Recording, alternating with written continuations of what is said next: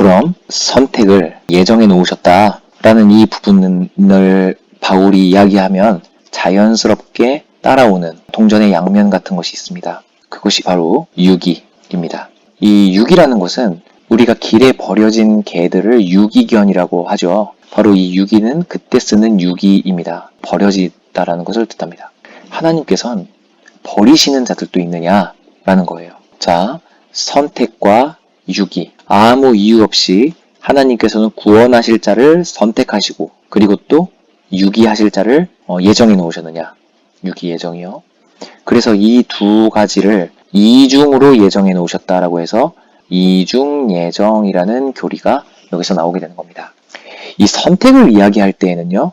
자연스럽게 이 유기라는 것이 따라 나올 수밖에 없습니다. 선택은 유기와 대립하지 않고서는 이 존재 자체가 불가능하기 때문이에요. 실제로 성경에서는 선택의 메시지도 많이 있지만 이 유기하셨다라는 메시지도 많이 있습니다. 읽어드리겠습니다. 먼저 잠언 16장 4절에서 보면 여호와께서 온갖 것을 그 시음에 적당하게 지으셨나니 악인도 악한 날에 적당하게 하셨느니라. 그 다음 요한복음 17장 12절입니다.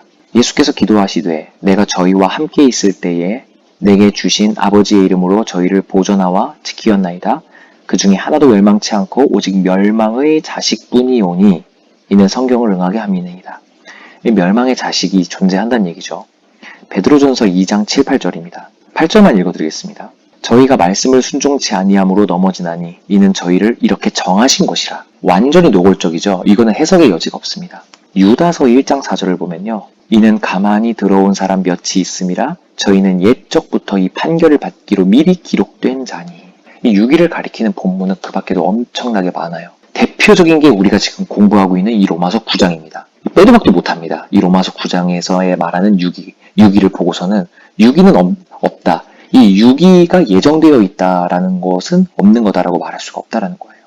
예, 사람들은 이 구절에 나타난 이 유기가 예정되어 있다라는 그 교리를 보면요. 굉장히 흉측한 교리라고 이거를 생각할 때가 많습니다. 이런 식인 거예요. 하나님께서는 하늘나라에 가만히 앉아서 이 자는 하늘나라로 보내야겠다. 저 자는 지옥으로 보내야겠다. 아무리 열심히 살아도 나는 신경 안 쓴다. 나는 태어날 때부터 얘를 지옥 보내기로 작정했다. 이런 식으로 인간의 운명을 제 멋대로 정해버리신 다음에 지옥에 보낼 자를 창조를 하신 폭력적인 하나님이라고 생각을 한다는 거예요. 이 선택과 유기에 관련돼서는요. 중대한 구분점이 있습니다. 하나님께서 우리에게 주시는 이 선택은 행위와 상관이 없는 선택이시죠.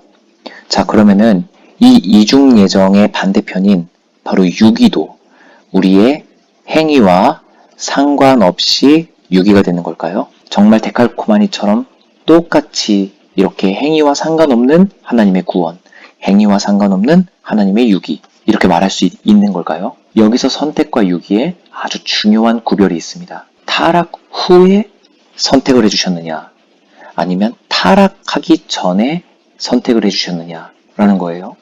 그리고 이 유기라는 측면은요. 하나님께서 언제 그들을 버리기로 결정하시는가라는 겁니다. 간단하게 설명하고 넘어가겠습니다. 술술 읽히는 로마서이기 때문이죠. 여기서 버벅거리면 안 됩니다. 선택은요. 내가 있을 곳에서부터 옮겨지는 거예요. 바로 타락한 후에 하나님께서 선택을 해주시는 겁니다. 하지만 유기는 내가 있을 곳에 여전히 있는 것입니다. 바로 타락 전에 이 유기를 선택하시는 게 아니에요. 우리는 우리의 행위로 인하여 지옥에 가는 겁니다. 왜냐하면 로마서 1, 2장에서도 살펴봤듯이 우리는 하나님을 알되 하나님을 영화롭게도 하지 아니하고 감사하지도 아니하였기 때문이에요. 우리들은 하나님께서 중간지대에 있는 나를 지옥으로 적극적으로 보내시는 것이 아니라요. 그저 우리를 내버려 두시는 것입니다. 우리를 내버려 두셨을 때에 우리들은 우리의 행위로 말미암아 지옥에 가게 되는 것뿐이죠. 그럼 여기에서 한 가지 궁금증이 생기죠. 구원하시기로 예정해 놓으신 것, 그리고 구원 안 하시기로 예정해 놓으신 것. 이렇게 그냥 말을 순화시켜서 바꾼 것뿐이지 않느냐. 말장난하지 말아라. 이렇게요. 자, 이렇게 질문하는 사람들에게 바울이 14절에서 이야기를 하는 거죠. 그런즉 우리가 무슨 말을 하리요? 하나님께 불의가 있느냐? 그럴 수 없느니라. 모세에게 진작부터 하나님께서는 이렇게 이르셨었다. 내가 긍휼히 여길 자를 긍휼히 여기고 불쌍히 여길 자를 불쌍히 여기리라. 계속 읽어보겠습니다. 지금 이 부분은요. 하나님께서는 누구는 구원하시고 누구는 안 구원하시냐. 이거 너무 불공평하다. 이렇게 이야기하는 사람이 있다는 거예요.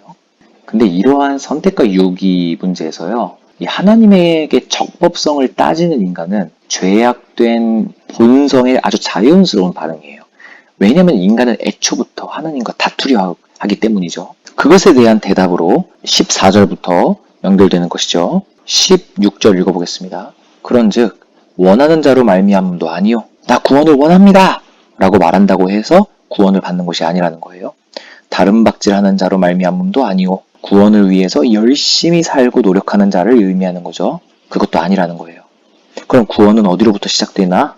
바울은 오직 긍휼히 여기시는 하나님으로 말미암느니라. 하나님의 뜻이라는 겁니다. 그냥 17절입니다. 성경이 바로에게 이르시되 내가 이 일을 위하여 너를 세웠으니 곧 너로 말미암아 너는 바로죠. 이 바로는 출애굽 당시 이스라엘 사람들의 출애굽을 방해했었던 가로막았었던 파라오를 바로라고 합니다. 너로 말미암아 내 능력을 보이고 내 이름이 온 땅에 전파되게 하려 함이라 하셨으니 그런즉 하나님께서 하고자 하시는 자를 긍휼히 여기시고 하나님께서 하고자 하시는 자를 완악하게 하시느니라. 여기가 선택, 여기가 유기가 되는 것이죠. 그럼 이 선택과 유기의 근거는 무엇이라고요? 바로 하나님의 그저 뜻이라는 겁니다. 분명히 로마서에서는 아브라함, 이삭, 야곱 그리고 여기서 바로까지 이야기하는 그 6월절까지도 우리의 행함과는 전혀 상관없는 하나님의 일방적인 선택을 가르치고 있어요. 하나님께서는 긍휼히 여길 자를 긍휼히 여기시고 불쌍히 여길 자를 불쌍히 여기십니다. 이 긍휼을 한번 살펴보십시오. 이 긍휼은요 절대 의무가 아닙니다. 이 긍휼에 우리는 호소를 할 수밖에는 없어요. 오직 호소만이 가능합니다. 누가 긍휼이 의무라고 하겠습니까? 이 호소를 할 때에는 우리들은 회개를 하면서 호소를 하게 되죠. 이 두 가지의 요소를 담고 있어야 진정한 회개입니다. 첫 번째는 나 때문에 라고 시인을 하는 거예요. 나 때문입니다 라고요. 이 고통, 이 고난, 그리고 내가 죽어서 지옥에 갈 수밖에 없는 이 운명은 바로 나 때문입니다 라고 이것을 솔직하게 고백하는 거예요. 그리고 두 번째, 회개를 조건으로 무엇인가를 구하면은 안 됩니다. 회개를 조건으로 무엇인가를 구하는 건 그건 진짜 회개가 아니에요. 이렇게 회개를 통하여 우리들은 하나님의 긍휼하심에 호소를 할 수 있을 뿐이지 이 긍휼을 의무로 여겨 하나님에게 왜 나에게는 왜 저 사람에게는 긍휼을 베풀지 않냐고 그렇게 명령하거나 따질 수가 없다라는 단어입니다. 이 긍휼이라는 것은요. 그리고 이 말을 보십시오. 내가 긍휼히 여길 자를 긍휼히 여기고 불쌍히 여길 자를 불쌍히 여기리라. 그리고요. 하고자 하시는 자를 긍휼히 여기고 하고자 하시는 자를 완악하게 하시느니라. 이 말은 하나님은 완전한 자유자이심을 우리들은 다시 한번 생각해 보게 됩니다. 우리의 주님은요. 온 우주의 완전한 자유자예요.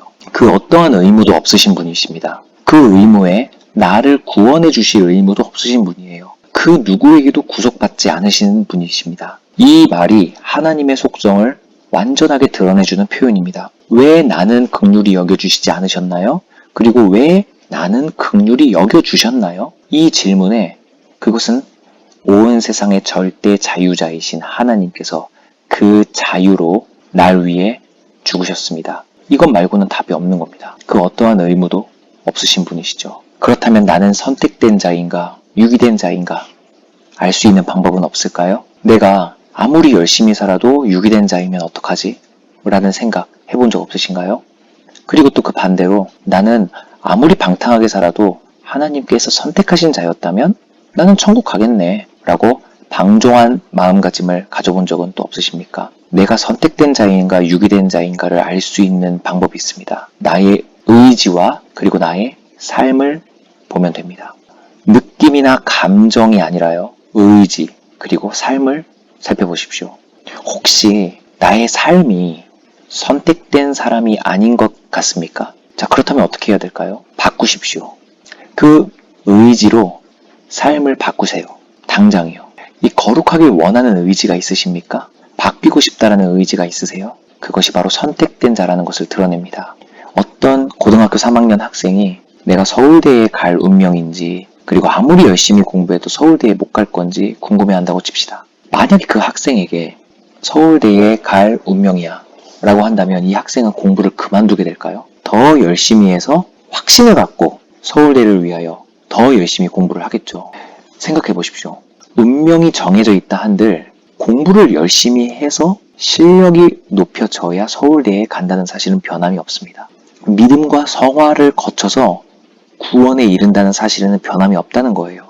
서울대에 갈 운명이라고 해서 그 학생이 공부를 안 한다? 그럴 리는 없습니다. 그 학생은 더 확신을 갖고 공부를 하게 된다는 거죠. 어찌됐든 서울대를 간다는 건 열심히 공부해야 서울대를 들어갈 수 있다라는 그 사실은 변함이 없다라는 점. 어찌됐든 우리의 구원은 우리의 믿음과 바로 성화라는 그 삶을 거쳐 도달하게 된다는 그 사실엔 변함이 없다는 겁니다. 예정이 어떻게 나 있는지를 알려고 하는 것보단 나의 믿음, 그리고 나의 삶, 그리고 진정으로 회개했는가를 살펴보셔야 된다는 거죠. 다음 절부터 이 이중예정에 관련된 하나님은 진정 선하신가? 바로 신정론이라는 교리를 또 배우게 될 겁니다.